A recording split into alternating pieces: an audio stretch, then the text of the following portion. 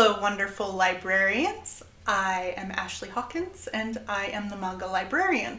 And I welcome you yet again to another one of my videos. And yes, I know it's been a little while because everything is crazy and on fire in the realm of education right now, and getting a moment to myself where I am not working on things that are exclusively for school has been quite a bit.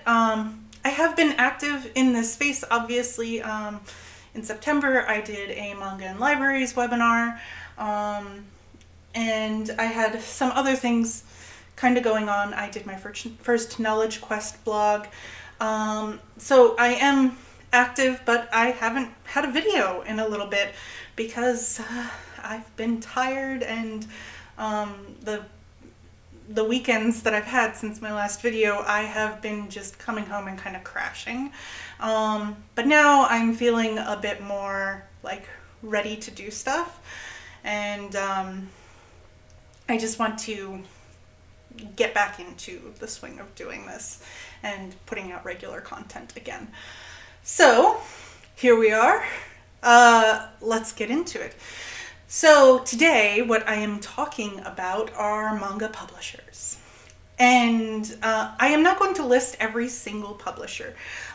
Originally, my plan had been to do a series of deep dives on each manga publisher. I've decided that could have gotten to be a bit too much. I don't know that you necessarily need a 20-minute video on every publisher. So I've kind of reeled it in, and this video is just going to be a sort of look at the major publishers. I'm not going to look at every single publisher, and I am kind of not looking too much at digital exclusive publishers because most of the digital exclusive publishers don't sell too much to libraries. They kind of have their own content delivery systems that we don't really deal with here in libraries. So I'm kind of leaving out some of them. I'm also leaving out some really big names in manga publishing because more than likely you're not going to purchase from them because they publish hentai. So places like Faku, who are a major player in manga publishing, I'm not going to talk about too much because you're not going to run into them. The idea behind this is to give you a little bit of an idea of who the various manga publishers are, what sort of flavor they offer in terms of manga, and what you can kind of expect from each of them. A little bit of background, a little bit of whatever, and I will leave all the links to their websites and their social medias down below. I highly recommend following all of the manga publishers because when you follow them, they're very good about giving you updates as to releases and their release schedules, and letting you know what's forthcoming. And it's usually like a big event when they are saying like what's up and coming. So yeah, I highly recommend it. That's how I kind of stay on top of things. Let's go ahead and get started. So we're going to start right off the bat with our biggest player, the largest publisher of graphic novels in the United States, not just manga, with a 23% share of the market, and that is Viz Media LLC. So Viz. If you are buying for a school library in particular, you are more than likely buying a huge amount of Viz titles, and we'll talk about why.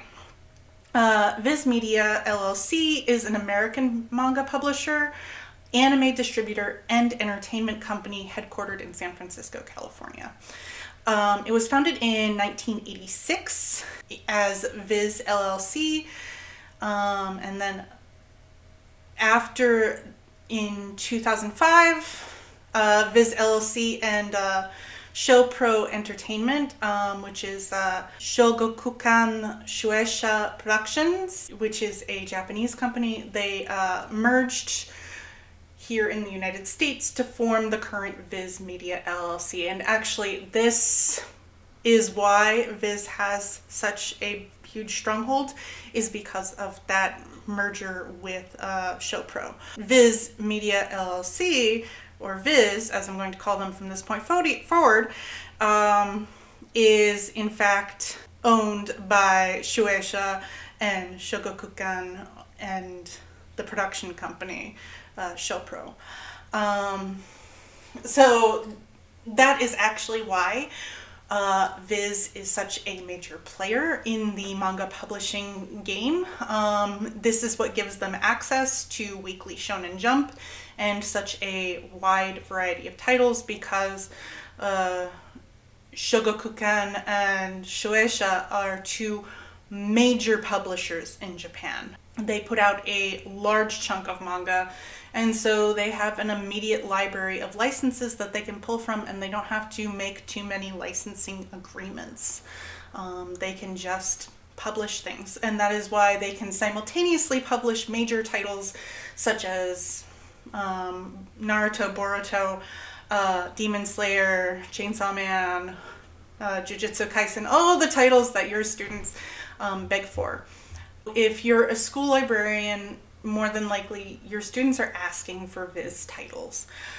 They don't only publish Shonen Jump titles, they also have an imprint that is dedicated to shoujo titles. They are the only manga publisher that has an imprint that is dedicated to shoujo. Technically, they're the only ones with an imprint dedicated to shonen, but they do have a mission statement of publishing things that are shoujo, so that is something that as a shoujo reader I greatly respect. And then they also publish a large array of kids material, particularly Nintendo titles such as Splatoon, Animal Crossing, Mario, Kirby, and they also publish all of the Pokemon manga. So elementary school librarians, you're probably seeing quite a bit of Viz as well. Like I said, they're the biggest graphic novel publisher in the United States. 23% share of the market is a huge share of the market, and that, I believe, is a slightly older number. It's probably bigger now. One thing I will say about Viz is that they are not a particularly adventurous publisher.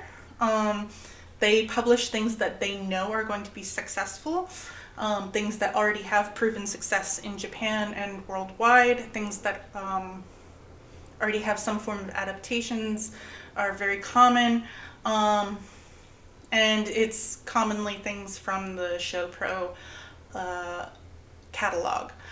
And they also really do adhere to keeping a bank of particular mangaka that they know sell well in the United States. So they are the publisher for Junji Ito. They are also the publisher for Rumiko Takahashi and Yu Watase. Yu Watase's popularity has gone down a little bit in recent years, but in the early 2000s, when I was really into manga, and even before that, early 2000s, late 90s, my prime time for manga entry, Yu Watase was a big deal because Yu Watase made Fushigi Yugi, Ayashi no Seres. They tend to lean on what they know are going to be the big sellers, and they don't really take requests or things for what they're going to publish. Whatever Viz decides they're going to publish is what they're going to publish. Like I said, they're really going to be pulling from the Shueisha and Shogakukan imprints in Japan, and that makes their life easier. More recently, they have been publishing some Disney titles, and that's an interesting development, and we'll talk about why when I move on to the next publisher. But one thing I will point out in terms of where you can buy Viz titles, first off, all of the major print booksellers to libraries will sell you Viz titles. One thing I will say is Viz is being very heavily hit by the supply chain issues right now. Trying to get a hold of any of the Shonen Jump titles is a challenge. So I currently am trying to get a hold of Demon Slayer. We had the first 5 volumes before the pandemic. During the pandemic, they vanished. It's just something that happened. It would have been nice to still have them, but things happened. And now I don't have any Demon Slayer. Demon Slayer is super hot. Demon Slayer is the best-selling manga of all time in Japan and is doing very well over here. But because of the production issues caused by the supply chain, I can't get a Demon Slayer volume to save my life. And I have students ask me for it literally every day. Same with Chainsaw Man and Jujutsu Kaisen. And my answer to them is always, I am waiting for it just like you. And luckily, they do publish on Overdrive, so we have them available on Overdrive. Another option for reading is, of course, the Shonen Jump app, which is $1.99 a month, which is a steal. So I do tell students that if they don't want to have to wait for copies of manga on Overdrive, they should really, if they can, pay the $2 a month for a subscription to Shonen Jump. So, yeah, you can buy Viz through Follett, Mackin, whatever, so long as it's in stock at the moment. There are things that are going to print, but, we're in the middle of a publishing crisis, so it just is what it is. And digital versions are available on Overdrive for your patrons. Next up is a publisher that is no longer the powerhouse that it used to be, but we need to talk about it before we get too deep into talking about the other publishers. Especially before we talk about Kodansha, because there's stuff. So we need to talk about TOKYOPOP. So TOKYOPOP is an American distributor, licensor, and publisher of anime, manga, manhwa, and Western manga style works.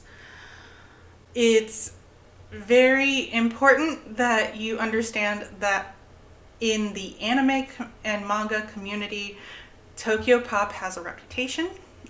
They're working on it. How successful they're being is a little iffy and hard to really know.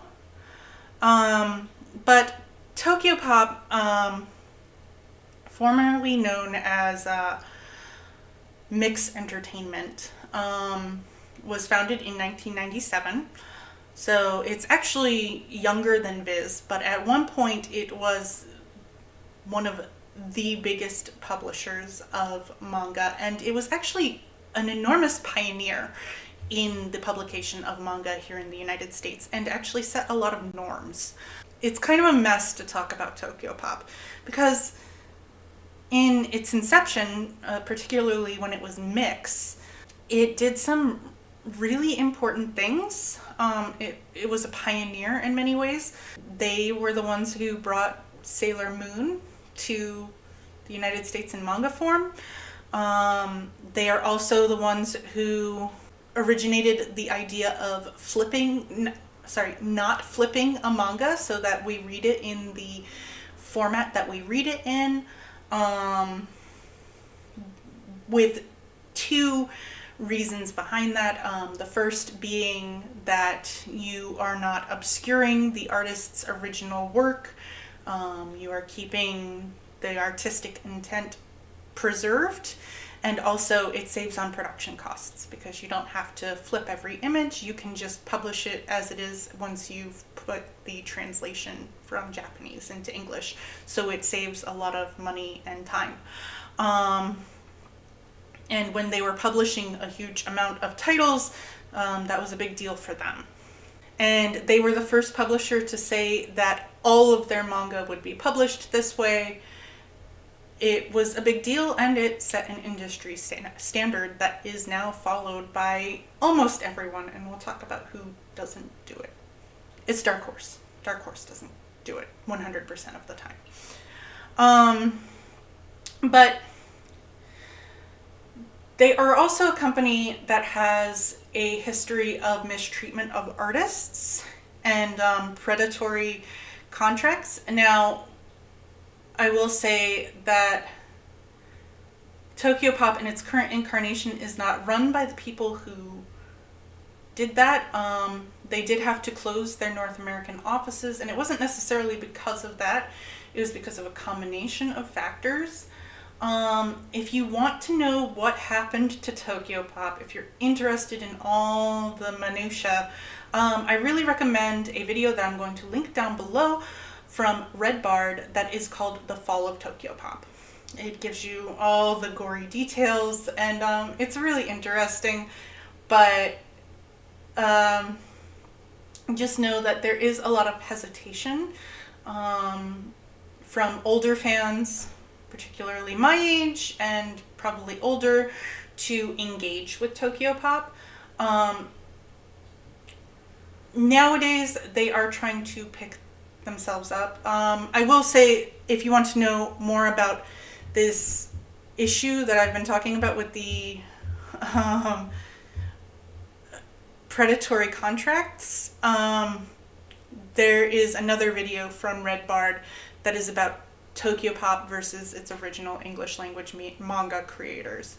I think that she does a very excellent job, and there's no way I could cover it in this video and also cover all the other things I need to cover. Like I said, nowadays Tokyopop is trying to pick themselves back up. The Fall of Tokyopop video that Red Bard did is a couple of years old, and now some things are starting to shift on the part of Tokyopop. They're slowly acquiring some shoujo and boys love licenses, and some of their boys love licenses are actually pretty good. But there's a few things. They're stuck a little bit in the olden days with their cover design. They really do this thing where they really prominently put the Tokyopop branding on the spine, and it actually takes up a big portion of the cover. It looks really ugly and really tacky, and it's really dated. It really isn't a good look. It really brings you back to 2009. They're also for a while, the only licenses they could really get were the Disney manga licenses. And slowly but surely, they are losing those licenses. More and more of them are going to Viz, which is not too surprising. Viz is who I would trust if I were Disney to handle things, particularly when you are working with more high-scale artists. The Frozen 2 adaptation was done by Arina Tanemura, who is a major shoujo manga creator. Not really somebody who you would see nowadays as being published by Tokyopop. So there's some interesting stuff going on there. And it's a repeat of what happened with, like I said, their Kodansha licenses. And I'm going to talk about that when we talk about Kodansha, because one thing that really hurt Tokyopop was what they were doing in regards to predatory contracting of their English language works, but also they lost a huge chunk of their catalog when Kodansha took it back, because they wanted to get into publishing in the United States. And there's a variety of reasons for that. It's talked about in the video that I mentioned. You know, it's kind of a mixed bag. Tokyopop eventually lost a lot of their licenses, or things went into kind of a licensing hell for a while. It was such a mess with things that were in Tokyopop's possession. And there are still things that are in Tokyopop's possession that are kind of in this nebulous place. One thing I will say, Tokyopop is available on Comics Plus. They are also available on Overdrive, but I would be very careful about what you purchase from Tokyopop. Try to make sure it's newer licenses, and do some research into what contracts people were under when books were published, because you could actually be crossing something that's in the middle of a dispute, because some of the artists are trying to get back the licenses for their original works. It's a whole mess, because a lot of the artists have not been paid at all for books that Tokyopop is still making money off of. So moving on to Kodansha. Kodansha is a publishing company based in New York, and it's a subsidiary of Japan's largest publishing company, which is Kodansha. They were established in July 2008, and they publish books relating to Japan, Japanese culture, and manga. The latter is under their Kodansha manga imprint, formerly Kodansha Comics. When Kodansha decided to come over in 2008, they made their licenses with Tokyopop expire. So they quickly acquired all of those series because they were, a subsidiary of the Japanese company. And what's interesting about this situation is that although Kodansha Manga, or at that time Kodansha Comics, existed, they really didn't intend to publish all of Kodansha's titles. At the time, some of Kodansha's titles were in Del Rey Manga's wheelhouse, and they left their stuff with Del Rey Manga. They trusted Del Rey Manga to continue publishing, and they kept up that relationship until Del Rey Manga went under in 2010. By the way, Del Rey going under is another situation that caused a lot of things to go into licensing hell. And there are several things that need to be rescued. But most of the things that are Kodansha have been resuscitated. Kodansha Manga gradually began to publish some Del Rey Manga titles, and Random House acted as the distributor for that particular imprint. In the beginning, so it was kind of piecemeal, but now Kodansha is a major player in manga publishing. One thing I will say is it's kind of hit or miss with their translation. Sometimes people are paid fairly and things are done well, and sometimes not so much. So there have been complaints about poor translation pay rates. The indication is that because they are paying their translators so poorly, there's a lot of reliance on machine translation, and so there's a lot of grammatical errors in things that are particularly digital-only publications.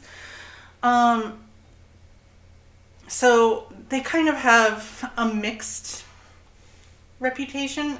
They should pay people better, and then I think a lot of their issues would go away, because they have an outstanding catalog of titles, and they publish a lot of my favorite things.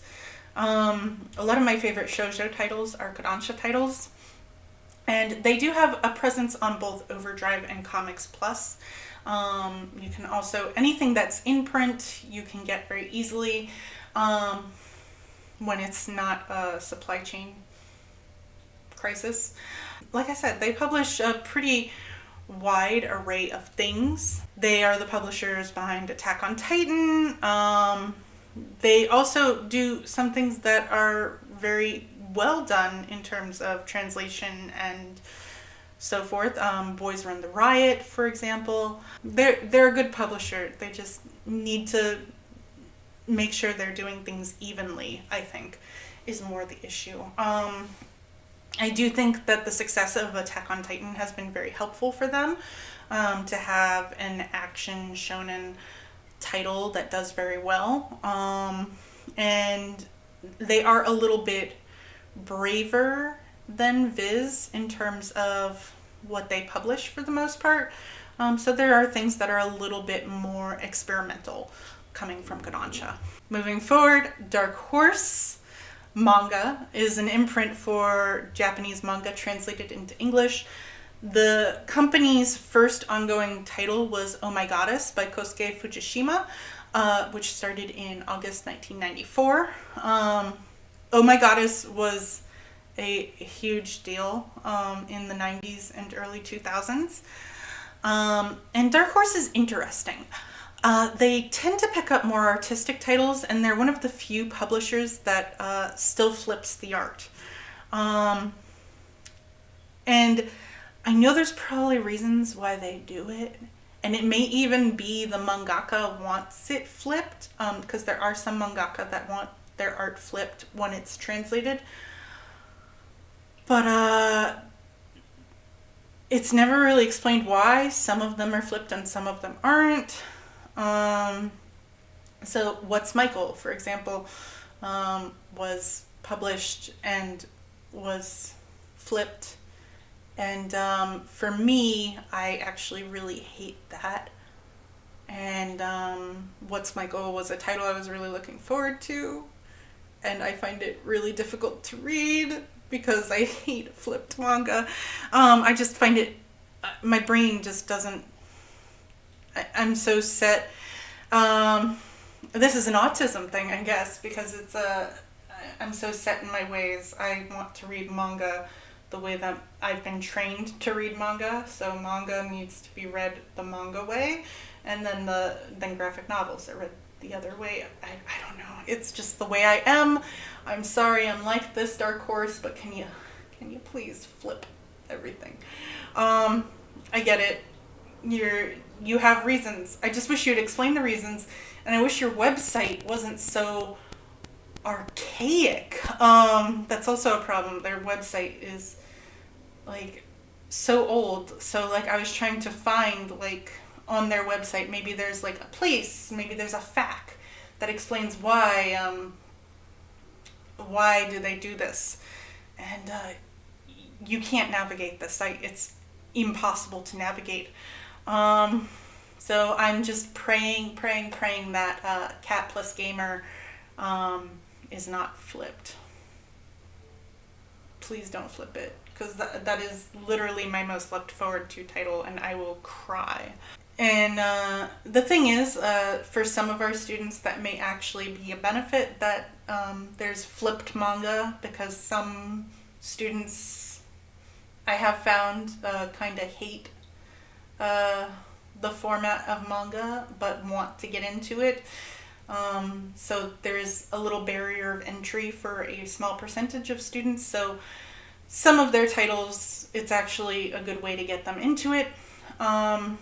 And, you know, it is a way to some of them are so good that you force yourself, because they do have some very powerhouse titles. They have things like Akira, they have Berserk, they have Hellsing, although Akira is the only one that is flipped of those that I've listed.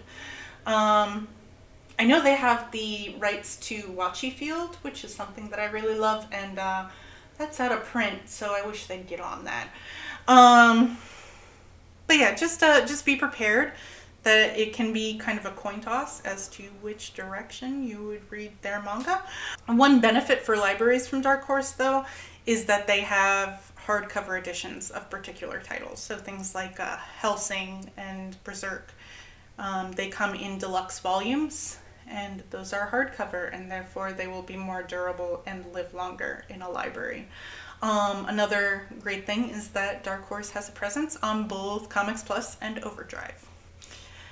Seven Seas Entertainment is an American publishing company located in Los Angeles, California. It was originally dedicated to the publication of original English language manga, but it now publishes licensed manga and light novels from Japan, as well as select webcomics. So they're making their way into manhwa, and it's exciting stuff.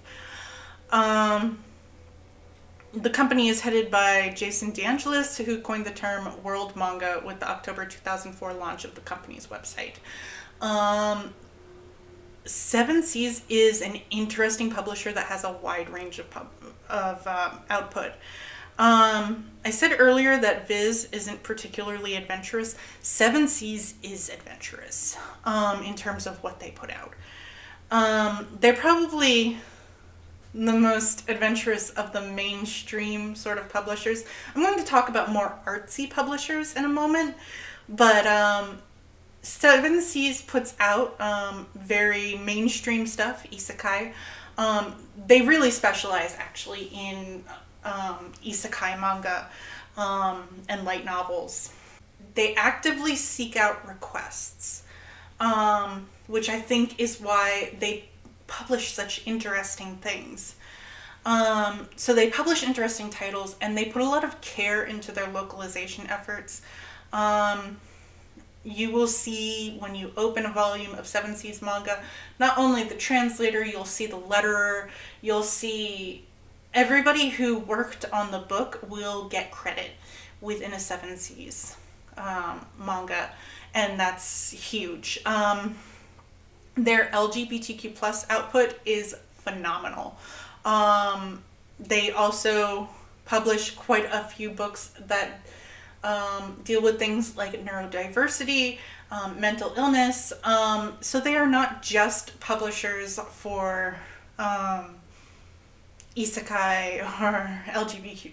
It's like they have like a wide range of topics that they cover, and they take a lot of care with what they put out.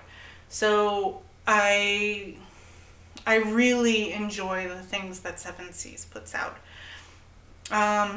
They're also actively publishing from other Asian markets, which is super exciting. They are not too picky about voices. They will publish manga from up-and-coming mangaka. And this is all like super exciting stuff. So recently they published the Creepy Cat manga, which is actually done by a Thai artist who is published in Japan because her manga is particularly, her webtoon was so popular in Japan that a Japanese manga publisher pulled her over to have her write manga. So there's like really interesting stuff. They publish quite a few light novels, and yeah, they do a lot of really great work. They are available on Overdrive. I will say it's not 100% of their catalog. It's probably about 75% of their catalog is available on Overdrive. So it's most of it, but it's not all of it. But what they do put out is, like I said, what's available is most likely going to be what you're looking for anyway. And yeah, they're definitely one to follow. They are very active in publishing what their up-and-coming titles are. So, and they're always a little bit ahead of trends. And that probably has a lot to do with their seeking out of audience requests for titles.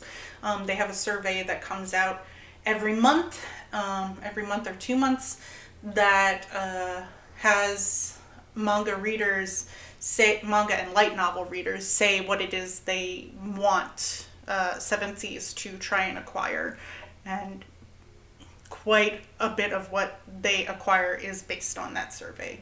So if there's something you're looking for, you should put it on the Seven Seas survey. Next is Drawn in Quarterly. I'm not going to talk too much about Drawn in Quarterly because they don't have a massive manga output. But I mention them because what they do put out is adventurous and exciting. They're the English publishers for the Kitaro books, and Kitaro is actually an influential character in Japanese manga. I've talked about him in my horror manga video, and if you haven't read Kitaro, you're missing out. It's a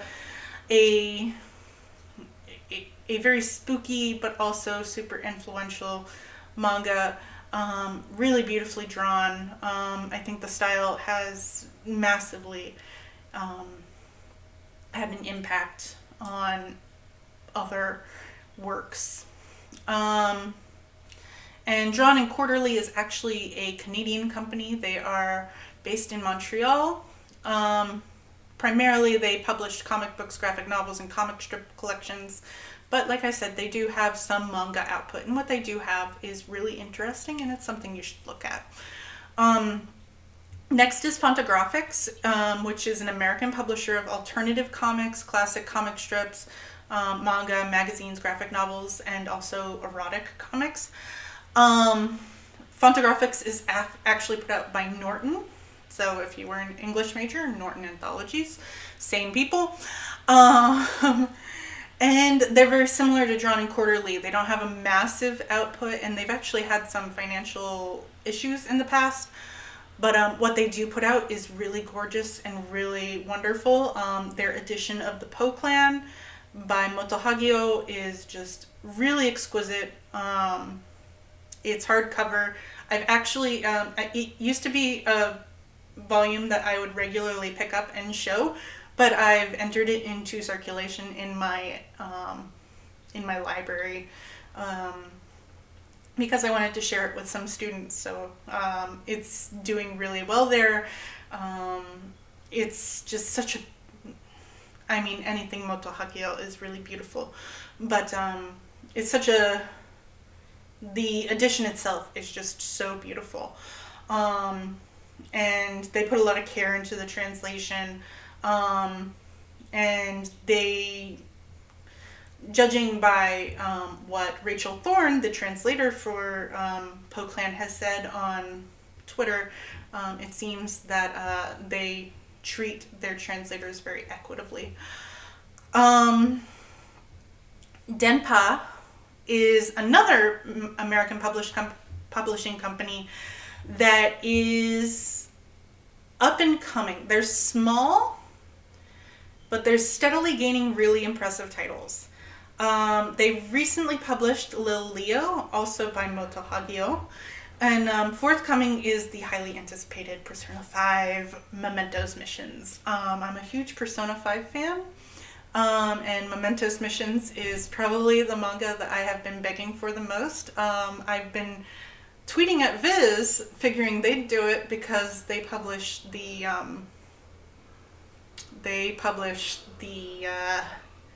actual Persona 5 manga, but somehow DENPA got the license, which is totally fine with me.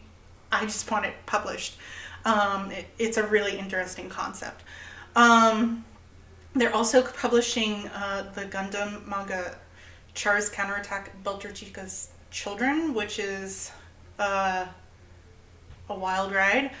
Like I said, they're publishing a very interesting array of things. They only started in 2018, but they seem to have a knack for acquiring very interesting licenses. So I'm really interested to see how they continue to grow. And being since they're publishing things that I really want to read, y'all should support them. Another small but growing publisher is Starfruit Books. They're one to keep an eye on. They are very new. They were founded in May 2020, but they are consistently picking up interesting and cutting-edge titles. They're one I would give them a follow on social media. like I said, it's a low output at the moment, but what they are outputting is really interesting. Just keep an eye on them. Next is UDON. UDON Entertainment Corporation is a Canadian studio or art collective of Asian influenced comic book creators that provides creative spaces to the entertainment industry. The company is a publisher of comic books, graphic novels, and art books. Eric Ko is its chief of operations, and udon is named after a kind of Japanese noodle. It's a very thick noodle. One reason why you've probably heard of udon is that they produce the Manga Classics line. So if you are a school librarian, you've probably heard of Manga Classics. They romance us pretty hard, and they circulate pretty well. But that is not the only thing that udon does, and so you shouldn't only think of them as the Manga Classics people. They publish a large number of video game titles. Most of the Capcom translations come from, it's a large number of things that are video game related that come from udon. And they have done the most amazing job publishing Rose of Versailles by Ryoko Ikeda, which is a seminal primary work in shoujo manga, and it is a gorgeous volume. It is hardcover, so also a great one to acquire for a library. They've just done an outstanding job with it, and I think they do really good work, and it's very easy to not recognize that because they kind of slide under the radar for some reason, but they actually output quite a lot. And you probably have more from udon than you probably realize. Next up is, of course, Yen Press, LLC.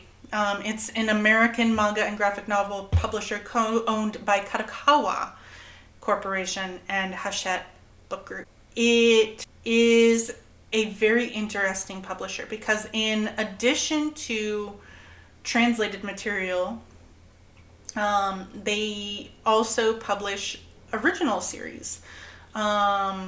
They've done some James Patterson work with Maximum Ride, and they publish a lot of Svetlana Chomkova's work, and her work is very popular in my library in particular. My kids just love it.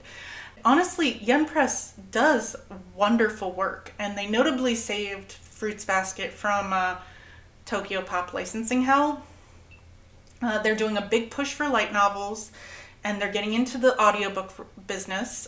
So they have audiobook versions of light novels, which is amazing. In terms of accessibility, this is huge. I'm ecstatic it's happening. They're really leading the charge in pushing manhwa to publication here in the United States. They've announced some big Korean titles lately, both in novel and manhwa form.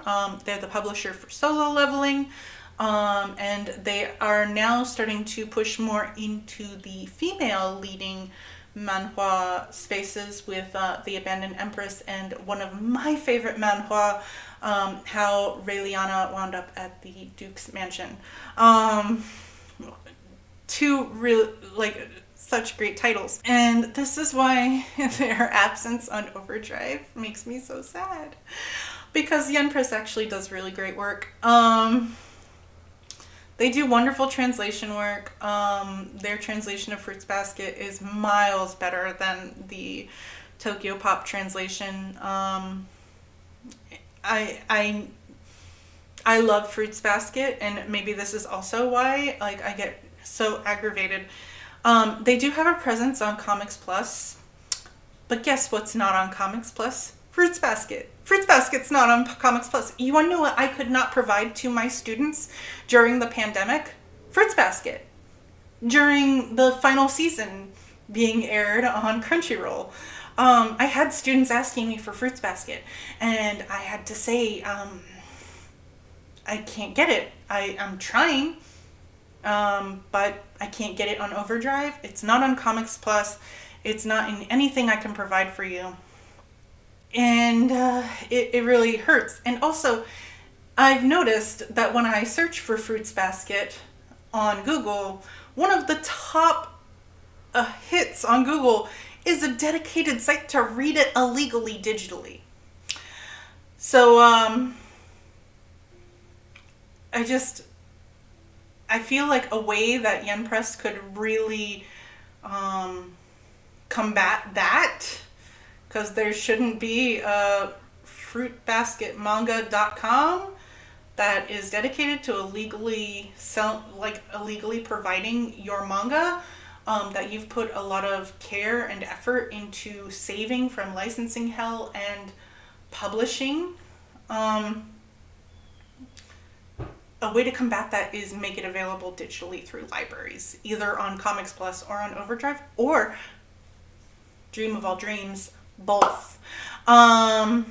So please, please, please consider making Fruits Basket available in some digital capacity to libraries, so that we can make sure that the mangaka is getting paid for her work.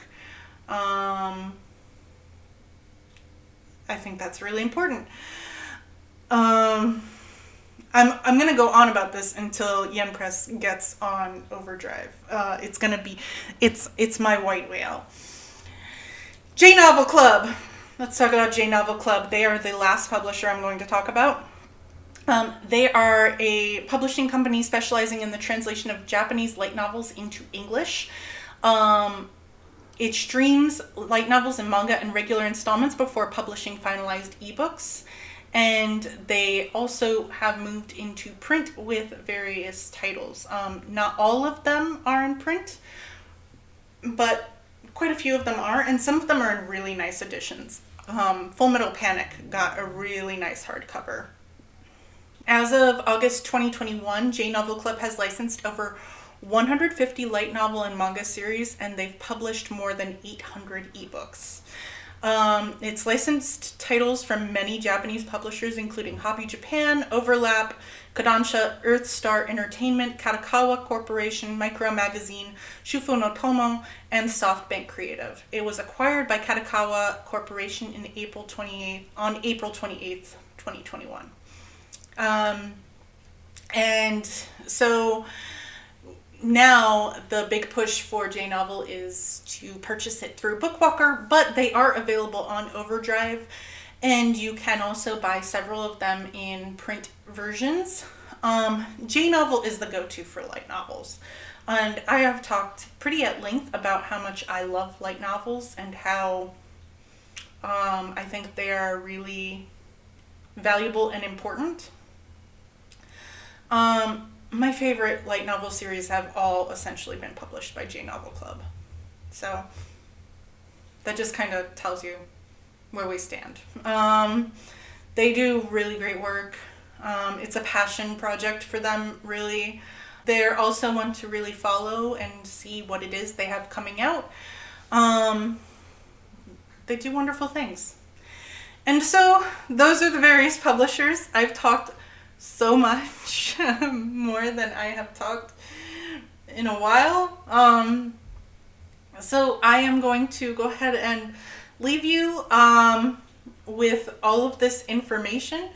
Like I said, there will be links to the various things I've mentioned all throughout, and I will see you in the next video.